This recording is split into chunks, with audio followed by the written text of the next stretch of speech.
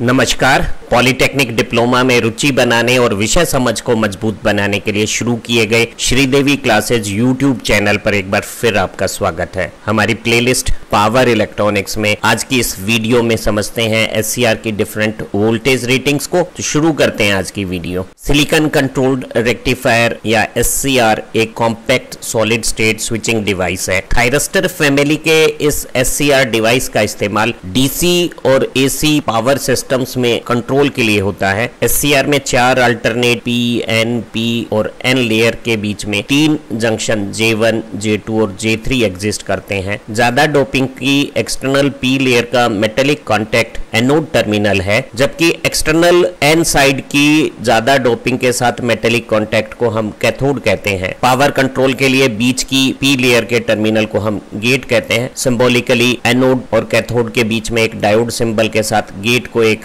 टेढ़ी लाइन के साथ बताया जाता है। थायरिस्टर या एससीआर एक यूनी डायरेक्शनल एनोड से कैथोड की तरफ करंट फ्लो को अलाउ करने वाला डिवाइस है। करंट फ्लो को गेट पे ट्रिगर सिग्नल देकर कंट्रोल किया जाता है कंडक्शन प्रोसेस को। एससीआर की 2 स्टेबल ब्लॉकिंग, यहाँ शान हाईलाइट में नीली लाइन में फॉरवर्ड ब्लॉकिंग और शान हाईलाइट में मैजेंटा लाइन में रिवर्स ब्लॉकिंग स्टेट है। ब्लॉकिंग स्टेट के अलावा एक दूसरी स्टेट ग्रीन हाईलाइट में दिखाई हुई ब्राउन लाइन है। ये ब्लॉकिंग और कंडक्शन स्टेट दोनों स्टेबल स्टेट्स हैं और आपस में इंटरचेंजेबल है। आज की इस वीडियो में हम एससीआर की वोल्टेज रेटिंग्स को समझेंगे। समझते हैं रेटिंग्स क्या होती हैं। सभी थायरिस्टर या एससीआर को किसी खास करंट, वोल्टेज, पावर, टेम्परेचर या स्विचिंग फ्रीक्वेंसी की लिमिट्स में काम करने के लिए बनाया जाता है। एक एससीआर या थायरिस्टर का ऑपरेशन सेफ और रिलायबल होगा यदि हम ऑपरेशंस के दौरान इन लिमिट्स को क्रॉस नहीं करते और लिमिट्स के बीच में ही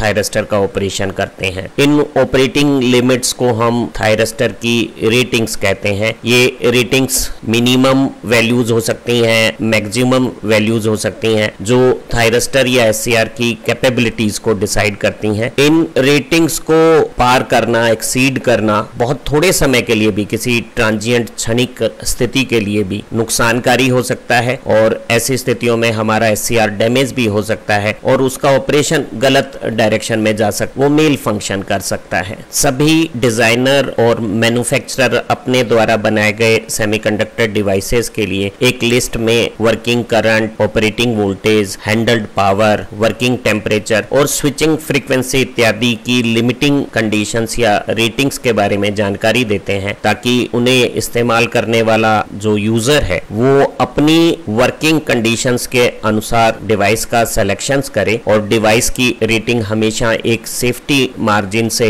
ज्यादा वर्किंग कंडीशन से होनी चाहिए। इलेक्ट्रॉनिक डिवाइसेस की रेटिंग्स कंटिन्यूअस वर्किंग वैल्यूज हो सकती हैं। वो ऐसे रिपीटेटिव पीक्स हो सकते हैं जो किसी साइक्लिक पैटर्न से बार बार आते हैं और ट्रांजिएंट नेचर के होते हैं। कुछ ऐसे नॉन रिपीटिव ट्रांजिएंट्स भी हो सकते हैं जो पूरे डिवाइस के ऑपरेशन में एक आधी बार ही आते हो। हमारे ऑपरेशंस की यूनिलैटरल या बाइलैटरल कंडीशंस के हिसाब से कंटिन्यूअस रेटिंग्स को यूनिलैटरल डिवाइस के लिए एवरेज वैल्यू से और बाइलैटरल डिवाइस के लिए आरएमएस वैल्यू से डिफाइन किया जाता है। और जो इस तरह की ट्रांजिएंट और सर्ज रेटिंग्स होती हैं, इन्हें हम पीक वैल्यू से बताना पसंद करते हैं। एससीआर या थायरिस्टर की वोल्टेज और करंट रेटिंग्स की सहज पहचान के लिए, इजी आइडेंटिफिकेशंस के लिए हम उनकी वैल्यूज के नीचे इस तरह का टी और जी जैसे एक या कभी अधिक सबस्क्रिप्ट्स का इस्तेमाल करते हैं। इस तरह के नोमेनक्लेचर में जो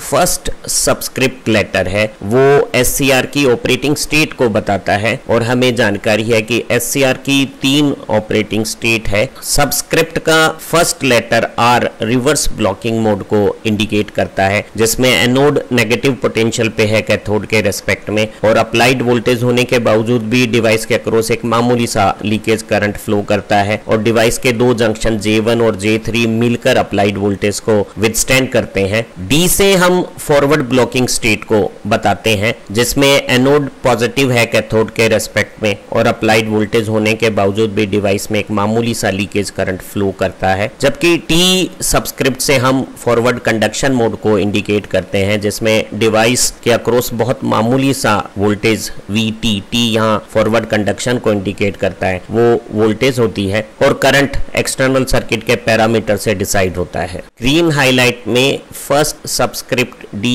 स्पष्ट बता रहा है कि ये जो तीनों वोल्टेज है इनका तात्पर्य फॉरवर्ड ब्लॉकिंग मोड से है, और यहाँ फर्स्ट सबस्क्रिप्ट R बता रही है कि ये वोल्टेज का कनेक्शन रिवर्स ब्लॉकिंग स्टेट से है। रेटिंग के इस नोमेनक्लेचर में जो सेकंड सबस्क्रिप्ट W है वो कंटिन्यूअस वर्किंग वैल्यू को बताता है, जो लगातार ऑपरेशन के दौरान सेम स्थिति के साथ डिवाइस पे रहती है। ऐसी वैल्यू को हम वर्किंग वैल्यू कहते हैं। आमतौर पे ऐसी कंटिन्यूअस वैल्यूज को हम एवरेज अगर यूनिलैटरल है या RMS वैल्यू अगर वो दोनों दिशाओं में है, जैसे यहाँ अप्लाइड वोल्टेज दोनों दिशाओं में है तो इसे RMS वैल्यू से रिप्रेजेंट करना चाहिए। अगर सेकेंड लेटर R है तो वो ऐसी वोल्टेज ट्रांजिएंट्स को रिप्रेजेंट कर रहा है यहाँ जो थोड़े से समय के लिए आती है लेकिन सेम साइक्लिक पैटर्न से बार बार रिपीट्स होती हैं, और इस तरह की रिपीटेटिव ट्रांजिएंट वैल्यूज को हम अक्सर उनके पीक मैग्नीट्यूड से इंडिकेट करना पसंद करते हैं। डिवाइस के ऑपरेशन में कुछ ऐसी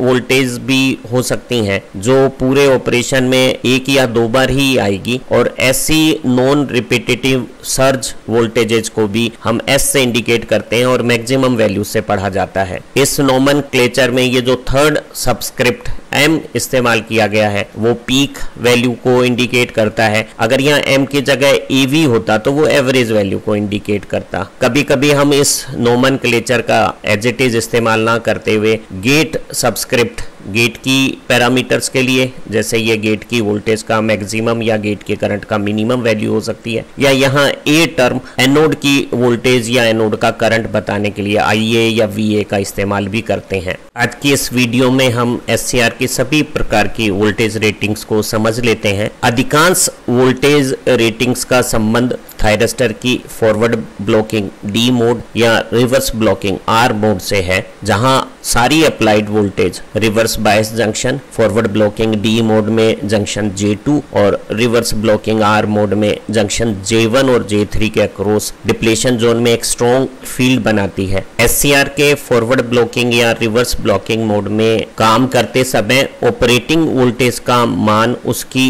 सहन शक्ति और कैपेबिलिटी से अधिक नहीं होना चाहिए। अगर ये थोड़े से भी समय के लिए कैपेबिलिटी लिमिट्स या रेटिंग्स को एक्सीड कर जाएगी तो या तो डिवाइस मेल फंक्शन करेगा या डैमेज हो जाएगा। तो हम कह सकते हैं कि हमारी जो रेटिंग्स हैं वो मैक्सिमम लिमिटिंग वैल्यूज बताती हैं डिफरेंट वर्किंग वैल्यूज को जो RMS या एवरेज में पढ़ी जा सकती हैं, या ट्रांजिएंट रिपीटेटिव या नॉन रिपीटेटिव वैल्यूज जो पीक वैल्यूज से पढ़ी जाती हैं, ताकि हमारा SCR सेफ रिलायबल फंक्शन करे और बिना स्वयं को डैमेज करे या सर्किट के कंट्रोल को मेल फंक्शन किए हुए लगातार इस्तेमाल होता रहे। फॉरवर्ड ब्लॉकिंग स्टेट D से शुरुआत करते हैं। फॉरवर्ड मोड में ब्रेक ओवर वोल्टेज एक इम्पोर्टेंट मैन्युफैक्चरर का डिजाइन स्पेसिफिकेशन या डिवाइस की रेटिंग्स है, उसके संदर्भ में ऑपरेटिंग कंडीशंस को समझते हैं। शुरुआत करते हैं peak working forward blocking voltage की। ये जो पहला सबस्क्रिप्ट D है वो फॉरवर्ड ब्लॉकिंग मोड को शो कर रहा है, W वर्किंग कंटिन्यूअस वैल्यूज को इंडिकेट कर रहा है, और तीसरा सबस्क्रिप्ट में M मैक्सिमम इंस्टेंटेनियस वैल्यू को इंडिकेट कर रहा है। तो जब हम डिवाइस को साइनोसॉइडल सप्लाई पे इस्तेमाल करते हैं तो positive wave forward blocking mode में डिवाइस पे आती है, और हर साइकिल में जो इंस्टेंटेनियस पीक वैल्यू है उसे हम VDWM forward working maximum blocking voltage कह सकते हैं। एक कन्वीनियंट रेफरेंस के लिए peak working forward blocking voltage के मैग्नीट्यूड को फॉरवर्ड ब्रेकओवर वोल्टेज के रिलेटिव मैग्नीट्यूड के साथ यहाँ दिखाया हुआ है। अगर गेट करंट नहीं है, डिवाइस का टेम्परेचर एक्सेसिव नहीं है, तो ये जो अप्लाइड वोल्टेज है वो डिवाइस में false, spurious, unwanted malfunction turn on नहीं करनी चाहिए और ये वोल्टेज ब्रेकओवर वोल्टेज से एक पर्याप्त सेफ्टी फैक्टर से कम होनी चाहिए, ताकि एक्सीडेंटली अगर इसमें डबलिंग इफेक्ट भी आ जाए तो भी हमारा डिवाइस सेफ रहे। हर पॉजिटिव हाफ साइकिल में एक निर्धारित समय स्थिति पे निर्धारित मैग्नीट्यूड के बार बार रिपीट होने वाले ये लाल बॉक्स में दिखाए गए नीले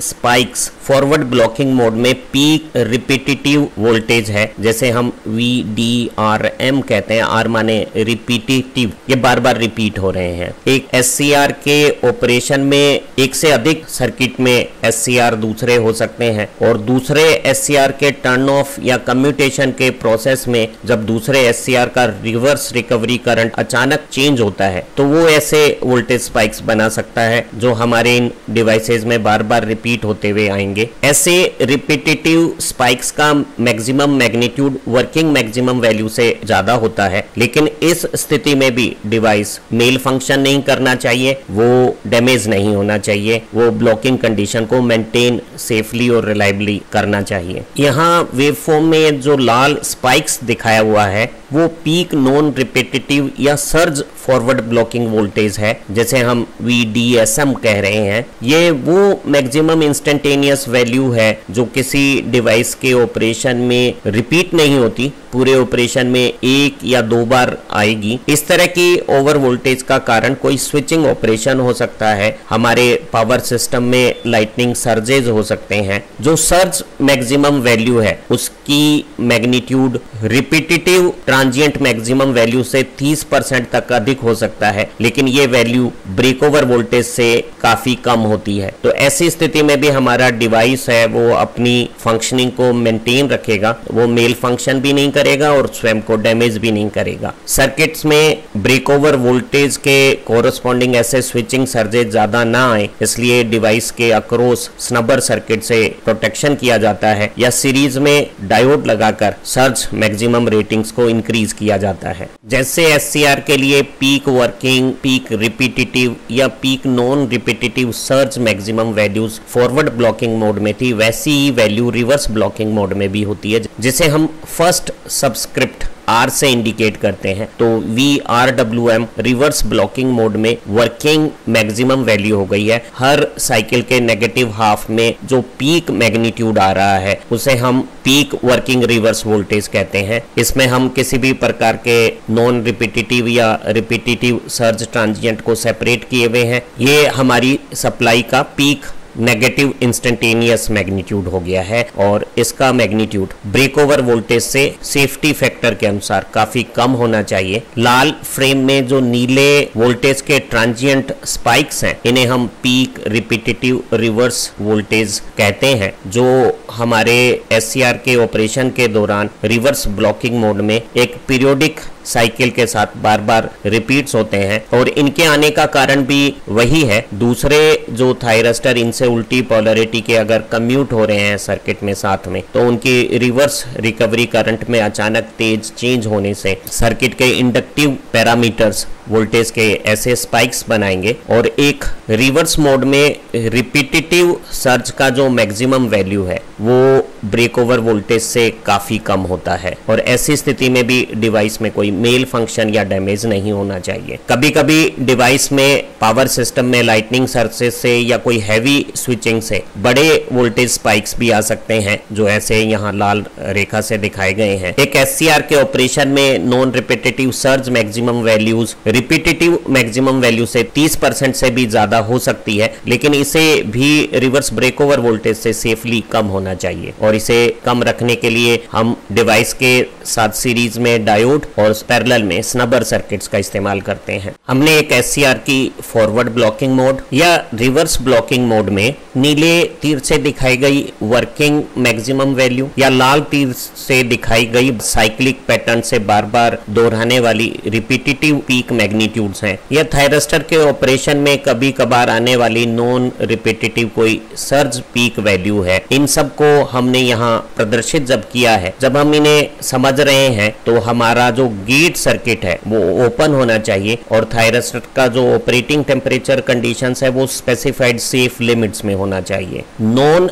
repetitive surge maximum value forward blocking mode में फॉरवर्ड ब्रेक ओवर वोल्टेज से कम होनी चाहिए और रिवर्स ब्लॉकिंग मोड में वो रिवर्स ब्रेक ओवर वोल्टेज से कम होनी चाहिए। और जो रिपीटेटिव पीक्स आते हैं वो सर्ज मैक्सिमम से 30% से ज्यादा कम होने चाहिए और वर्किंग मैक्सिमम वैल्यू को हम ब्रेक ओवर वोल्टेज से एक अच्छे वोल्टेज सेफ्टी फैक्टर के साथ VF के साथ कम रखते हैं। सामान्यतः हमारी जो ऑपरेटिंग वर्किंग वोल्टेज है SCR की वो सर्ज मैक्सिमम की कंपैरिजन में काफी कम रखी जाती है। अगर surge maximum value non repetitive surge maximum value के साथ अगर हम पीक इंस्टेंटेनियस अब सप्लाई वोल्टेज का रेशो देखें तो ये रेशो हमारा वोल्टेज सेफ्टी फैक्टर है और एक अच्छी डिजाइन प्रैक्टिस में वोल्टेज सेफ्टी फैक्टर 3 या ज्यादा रखा जाता है ताकि किसी भी अबनॉर्मल वर्किंग कंडीशंस में भी हमारा thyristor circuit safe reliable operate करे। थायरिस्टर के कुछ दूसरे इंपॉर्टेंट वोल्टेज स्पेसिफिकेशंस